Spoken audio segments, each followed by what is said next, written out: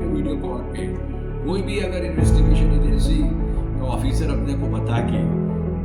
अगर ये वीडियो अगर आपने देख लिया, सुन लिया, समझ लिया,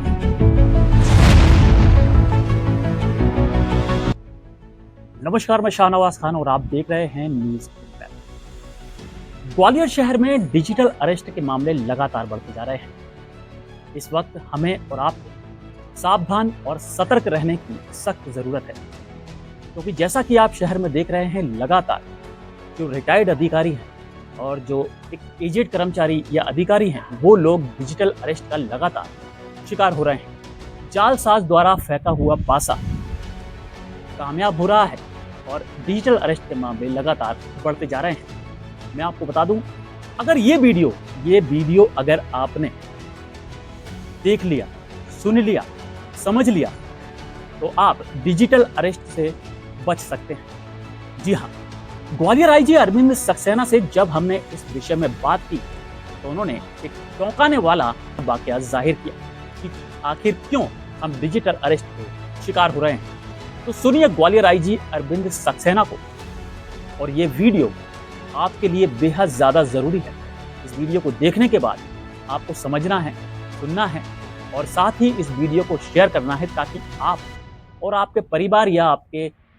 परिचित लोग डिजिटल अरेस्ट होने से बच सकें।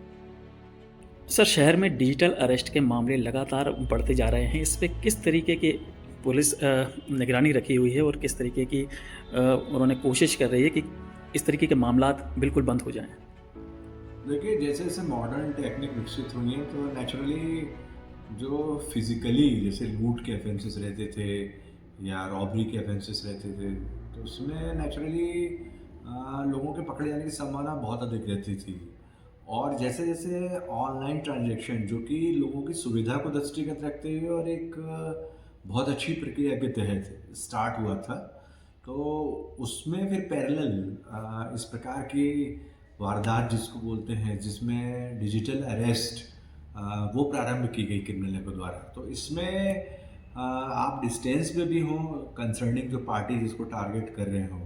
उसके बाद आप जो है किसी इन्वेस्टिगेशन एजेंसी का खुद को ऑफिसर बता के, मुख्यतः ये लोग जो कि जो सीबीआई, सीआईडी, ईडी इस प्रकार की जो संस्थाएं रहती हैं, बहुत रेपुटेटेड रहती हैं इन्वेस्टिगेशन में, और उनका एक प्रभाव रहता है मस्तिष्क पे, मैंने देखा जो आम जन के, तो इन नामों को बहुत इस्तेमाल करते हैं ये लोग। इसके अतिरिक्त मैंने देखा कि आजकल जो ट्राई है उसका भी काफ़ी उपयोग कर रहे हैं। और इसके पश्चात इन लोगों की टेंडेंसी ये रहती है कि अपने को ऐसी किसी इन्वेस्टिगेशन एजेंसी का सदस्य बताकर, या फिर वहाँ का ऑफिसर बता के, या फिर उसकी वेशभूषा बता के, या फिर वहाँ के जो रियल हेड हैं उनकी फ़ोटो वगैरह मतलब वॉलपेपर पे रख के, कुल मिला के इनका ये एक प्रकार से ऑब्जेक्ट बन जाता है कि ये किसी तरह से लोगों को इम्प्रेस कर लें कि कोई प्रॉपर एजेंसी और सही ऑफिसर उस एजेंसी का वो इनको अप्रोच कर रहा है। हालांकि जो शुरू में डिटेल्स ये इंट्रोड्यूस करते हैं तो उससे सामने वाला व्यक्ति यही बोलता है कि ना हमारी कोई कंपनी है, ना ही कोई हमारे ने किसी प्रकार कोई पार्सल ऐसा भेजा है जिसमें कोई इस प्रकार का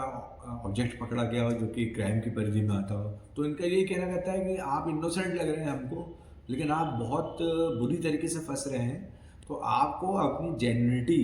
या फिर आपको अपनी सत्यता सिद्ध करने के लिए हमको कुछ डिटेल शेयर करना पड़ेंगे।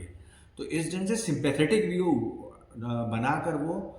लोगों को अपने जाल में फंसा लेते हैं, और जो पर्सनल इन्फॉर्मेशन रहती है अकाउंट की, पैन नंबर, आधार कार्ड, इन सबको मतलब जो है वो वेरिफिकेशन के नाम पर प्राप्त कर लेते हैं।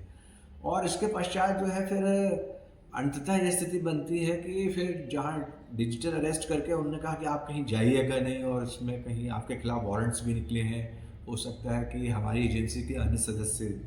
आपको गिरफ्तार ना कर लें इसमें, तो अभी तो हम इंक्वायरी कर रहे हैं। इस ढंग से वो उनको लगातार जो वीडियो कॉल के माध्यम से अपने उसमें रखते हैं, संपर्क में। तो मेरा लोगों से स्पष्ट ये आह्वान है कि कोई भी इस प्रकार की जो रेपुटेटेड इन्वेस्टिगेशन एजेंसी है, जैसे इन्फोर्समेंट डायरेक्टरेट है, सीबीआई है, सीआईडी है, या फिर जिला पुलिस बल है, या फिर अन्य किस प्रकार की एजेंसियां हैं जैसे ट्राई वगैरह, तो कोई भी इस प्रकार का जो इन्वेस्टिगेशन या इंक्वायरी इस प्रकार से वीडियो कॉल के माध्यम से नहीं की जाती। सभी की अपनी प्रक्रिया है और सभी अपने जो रूल ऑफ लॉ के अनुसार एक्ट्स हैं उसके तहत जो है समन्स भेज के, नोटिस भेज के इसको प्रॉपरली मतलब अपने मामले की जांच करते हैं। तो ऐसे जो इस प्रकार के जो वो भेजे जाते हैं ऑफर्स, इससे लोग बचें और किसी प्रकार की जो पर्सनल इंफॉर्मेशन है उसको वो बिल्कुल शेयर ना करें, क्योंकि इस पर्सनल इंफॉर्मेशन के कलेक्ट करने के बाद उनके द्वारा जो है आपके जो खाते हैं उसके माध्यम से पैसा इतने अलग अलग ढंग से उसको डिवाइड करके भेजा जाता है कि जो फिर इन्वेस्टिगेशन एजेंसियाँ रहती हैं उनको भी इसमें बड़ी दुविधा होती है कि वो कितना मतलब एलोबरेट इन्वेस्टिगेशन रिलेटेड डायरेक्शन में करें। इसके लिए बार बार जो है जो हमारी स्टेट साइबर सेल है और जो लोकल हमारी जो साइबर सेल और पुलिस स्टेशन है जो साइबर, उसके ऑफिसर हैं, लोगों को लगातार स्कूल कॉलेजेस में जाकर एजुकेट कर रहे हैं कि वो अपने पेरेंट को बताएं, वो स्वयं नई पीढ़ी हैं तो स्वयं सीखें। और इसके अतिरिक्त जो कुछ प्रमुख कवर्ड कैंपस है वहाँ पर भी हम लोगों ने कैंपेन्स चलवाई हैं, क्योंकि हम देख रहे हैं कुछ सीनियर सिटीजन्स हैं जो कि बहुत अच्छी तरीके से अवेयर नहीं होते ऑनलाइन ट्रांजेक्शन से, उनको भी इस ढंग से डिजिटल अरेस्ट करके घटनाएं ऐसी कर रहे हैं जिसमें उनसे काफ़ी पैसा लोग ठग लेते हैं। तो कुल मिला के पूरी अवेयरनेस कैंपेन चलाई गई है इसमें। और साइबर क्राइम सेल की, तो इसमें जो साइबर क्राइम सेल है जो 1930, उसका भी उपयोग करके लोग इसको कांटेक्ट कर सकते हैं और तुरंत सूचना दे सकते हैं। तो उनके माध्यम से जो नियरेस्ट उनके एक्सपर्ट्स हैं उनको वहाँ भेज दिया जाएगा। और कई बार ये स्थिति संभव है कि ये डिजिटल अरेस्ट शो करते हुए स्मार्टली हम इन एक्सपर्ट्स की मदद लेकर उन तक पहुँच सकते हैं। तो इसका भी उपयोग लोग करें। और मेरा और भी कहना है कि आप जो पर्टिकुलर हेल्पलाइन है उसका उपयोग करने के अतिरिक्त जो पुलिस की भी हेल्पलाइन है, कंट्रोल रूम का नंबर है, उसका भी उपयोग करें, क्योंकि हम लोग सब इंटर रिलेटेड रहते हैं सब एजेंसियों से। तो हम भी जो हमारे साइबर सेल एक्सपर्ट्स हैं और जो हमारे अधिकारी जिनको वो ट्रेंड कर रहे हैं उनको भेज कर लोगों को इस दुविधा से बचा सकते हैं। मेरा फिर से आह्वान है कि किसी भी प्रकार के वीडियो कॉल पे कोई भी अगर इन्वेस्टिगेशन एजेंसी का ऑफिसर अपने को बता के कोई भी प्रकार से वो वर्दी पहनकर या किसी संस्थान का कमरा दिखाते हुए और कुछ इस प्रकार से आर्टिफिशियल डेवलप यानी पूरा कोई पर्टिकुलर रूम किसी संस्थान से संबंधित दिखाकर आपको मतलब जो है इम्प्रेस करता है, या फिर आपको कुछ पर्टिकुलर डिटेल्स शेयर करके ये बताता है कि अरे आप तो गलत फंसने जा रहे हैं, हम बचा लेते हैं, आप अपने पर्टिकुलर डिटेल्स शेयर कर दीजिए। तो बिल्कुल आप उसको एंटरटेन ना करें, बिल्कुल उससे कोई अपने पर्सनल डिटेल शेयर ना करें और इस प्रकार के डिजिटल अरेस्ट से बचें। सबसे ज़्यादा एक चीज़ देखी जा रही है कि जो रिटायर्ड लोग हैं और जो एक एजेड के तौर पे अधिकारी लोग हैं उनको सबसे ज़्यादा डिजिटल अरेस्ट किया जा रहा है। उन लोगों से क्या अपील करना चाहेंगे, किस तरीके से वो किस बात का ध्यान रखें सबसे ज़्यादा, क्योंकि सबसे ज़्यादा असर उन पर क्यों पड़ रहा है? देखिए, मैंने मोस्टली आजकल जो ऑब्जर्व किया है कि जो जॉइंट फैमिली सिस्टम्स थे वो मतलब जो है अब थोड़े थोड़े पृथक होते जा रहे हैं हमारी सोसाइटी में। तो मोस्टली मैंने देखा कि जो हमारे सीनियर सिटीजन्स हैं जो कपल्स में, तो उसमें हस्बैंड वाइफ रह रहे हैं या फिर उनके साथ कोई अनएजुकेटेड टाइप के सर्वेंट्स वगैरह जो है वो अलग पृथक रहते हैं वो। और उनके जो एजुकेटेड जो रहते हैं जो संतानें रहती हैं वो नेचुरली डिस्टेंट उस पर पोस्ट हो जाती हैं या फिर कहीं अलग अलग कार्यों के लिए चली जाती हैं। तो नेचुरली इस प्रकार के जो लोग रहते हैं जो बहुत ज़्यादा एक्सपर्ट नहीं होते, जो ऑनलाइन ट्रांजैक्शन किस प्रकार से किया जाना चाहिए या फिर जो नवीनतम जो एजेंसियां हैं उनकी कार्यप्रणाली या रूल ऑफ लॉ के अनुसार जो प्रोसीजरों से जो अवेयर नहीं रहते ऐसे हमारे जो सिटीजन्स, तो वो लोग बहुत जल्दी मतलब इनकी जो बातों में मैंने देखा आ जाते हैं वो, तो इनको वो टारगेट करते हैं इसमें। बल्कि मैंने देखा कि कई अच्छे स्तर के जैसे डॉक्टर्स भी हैं या फिर रिटायर्ड जो है बैंक मैनेजर्स हुए या फिर अच्छे ट्रांसपोर्टर्स भी जो, लेकिन वो सीनियर थे काफ़ी, यानी तो उनको इतना अच्छा आइडिया नहीं था यानी जो